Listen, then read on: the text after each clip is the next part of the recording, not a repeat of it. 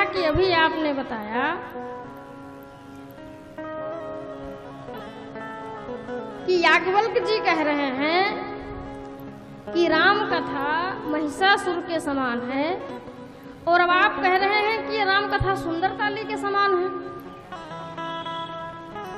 बाबा कहते हैं, हे देवी, जैसे किसी स्थान पर बहुत सारे पक्षी बैठे हों और वहां पर हम चुपके से जाकर और एक बार ताली बजाएं, क्या परिणाम होगा?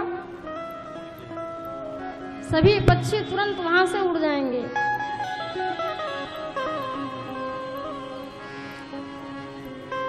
यही राम कथा है। जब हमारे जीवन में संशय प्रवेश कर जाता है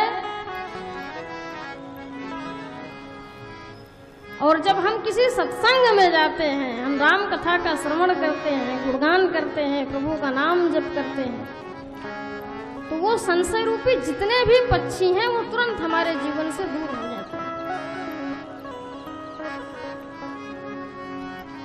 बाबा कहते हैं, हे देवी, राम कथा कुल्हाड़ी है। कुल्हाड़ी क्या करती है? तो कुल्हाड़ी का काम है लकड़ी को काटना। बाबा कहते हैं, जब ये 6 विकार काम, क्रोध, मद, मोह, लोभ, मद, मत्सर, ये जब विशाल स्वरूप में आ जाते हैं तो इनको लकड़ी की तरह काटने के लिए राम कथा कुल्हाड़ी के समान हमारे लिए। इस प्रकार जितने भी वक्ता थे सभी ने अपने अपने अनुसार कथा के महिमा का गान किया। सबका मूल उद्देश्य ये है कि भक्ति में आना चाहिए। उसका माध्यम कैसे भी हो, हम नाम जप करके आवे, शरणागति में जाकर आवे। देखिए, भक्ति को प्राप्त करने के 4 साधन हैं। रूप, नाम, लीला और धाम।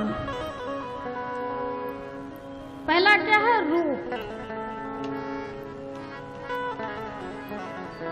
या तो हम किसी अर्चा विग्रह को प्रत्यक्ष जाकर देखें, प्रतिदिन दर्शन करें, तो धीरे धीरे धीरे धीरे हम उस साकार स्वरूप को अपने हृदय में विराजमान कर लेंगे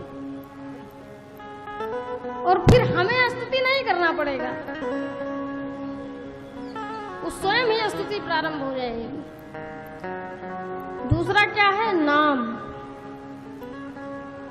या तो हम किसी नाम जप का सहारा लें। अच्छा, कुछ लोग पूछते हैं कि महाराज जी, राम जी के नाम को जपा जाए कि कन्हैया के नाम को जपा जाए?